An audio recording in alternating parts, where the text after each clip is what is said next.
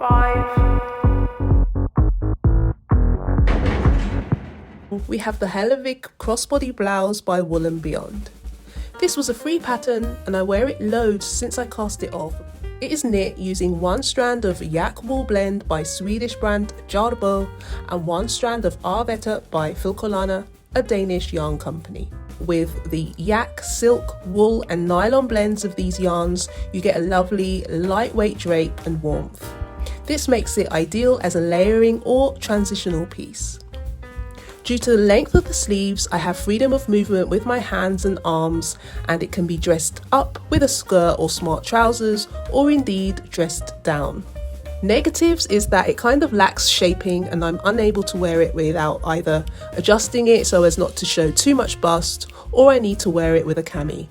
At this point I should also add that I ran out of the grey Arwetta yarn, annoyingly so I bought some more blindly, not checking the dye lots or anything, and it came in at a slightly different shade of grey.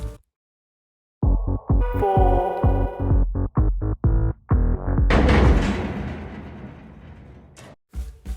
Next up we have the Sopner by Caitlin Hunter. This was a super quick and straightforward knit, and from start to finish took me about 3 to 4 weeks. That's quick for me. This is a lightweight, close-fitting sweater I reach for when I want to wear something cheerful and bright. I've used a wide range of yarns. The main yarn is by Centrum, which is probably my favourite yarn ever. It's a 2-ply, toothy, warm and lightweight Swedish yarn that I bought while on holiday in Sweden. I love this sweater because of the unusual yarn and pattern combination makes it stand out and look handmade. I can go anywhere and be 100% certain no one will be wearing anything that looks remotely the same. I tend to pair it with dungarees or jeans for a laid-back look. If I could knit this one again, I think I would have knit it with a folded collar. This collar tends to stretch and not fit as round and as close to the neck as I would have liked. 3. At number 3, we have the No Frill sweater by Petite Knit. A simple classic raglan pattern. The yarn is another favourite of mine. It's the woolly knit cone 100% British wool in the colourway Cream Nep, held double to make it a DK weight yarn. I've spoken about this sweater a lot in the past. It's a favourite of mine as it gave me a lot of comfort as I was knitting on it around the time I was spending time with my terminally ill father. So I have that emotional attachment to it. This is the sweater I reach for on cold days at home if I want to be warm, cosy and not think too much about what I'm wearing. Yet, I know if I had to rush out, I can keep it on and be street ready. It has a buttery softness that I love and it goes with everything, which is reflected in the versatile way I style it. If I could knit this one again, however, I would knit it about 10 centimeters longer and I would not size down a needle as pattern suggests to knit the bottom hem. Don't like bottom hem ruching for lack of a better word. 2. At number 2 we have the Ballerina top by the Two of Wands. A free pattern, or at least it was when I knit it about 3 years ago. No gauge swatch for this project. All I knew at the time was that I had a load of plötulopi I wanted to use. I knit this cardi holding plötulopi held double with a strand of drops alpaca silk. Together makes a dense yet lightweight fabric. Confession, people. Once I had finished knitting it, I wore it a load of times and then cast it aside because I was quite intimidated / lazy to wash it. I'm quite fastidious when it comes to washing my knits, but the thick fabric made from unspun yarn was just a little bit overwhelming. I would probably throw my back out trying to hand wash the thing. It would just suck up all the water, weigh a metric ton while wet and just take 2 weeks to dry. Eventually I threw it in the washing machine and friends, let me tell you, this baby turned into a beaut. Soft, silky with a tiny amount of fluff. It's actually like being wrapped in a cotton wool ball. It's my favourite cardi to chuck on around me and go run my errands. Number 1.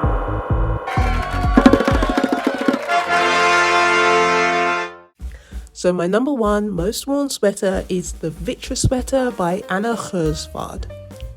This is a classic raglan with a couple of Latvian braids that decorate the yoke. For mine, I used woolly knit cone, 100% British wool, held double, and a strand of mohair by Southampton yarns. This makes a warm and thick sweater suitable for winter without feeling too dense. I used some plotalopi in white for the Latvian braid. What I love the most about the sweater is the fit. It is intended to be a very cropped sweater, so I added some length, but love the feminine semi-fitted look to the sweater.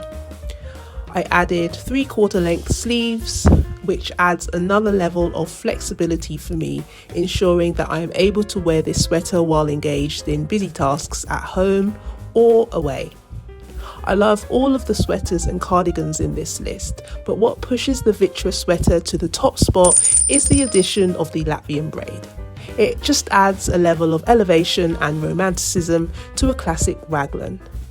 That said, I think what sets the fit of this sweater apart from all the other raglan patterns on the market is Anna paid special attention to the cut, silhouette and general fit of the garment.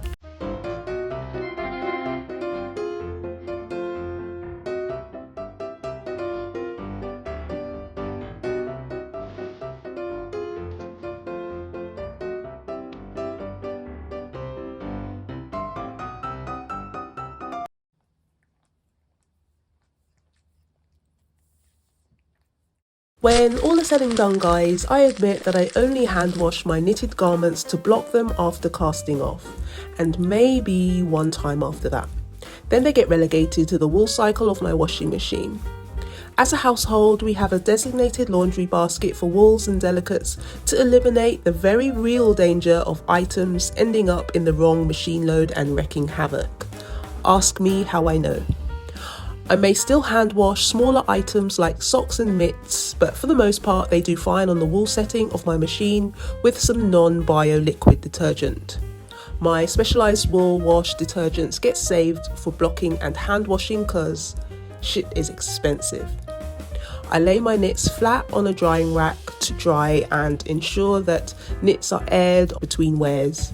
I de-pill and debobble as I wear and store my knitwear folded in a closed cupboard.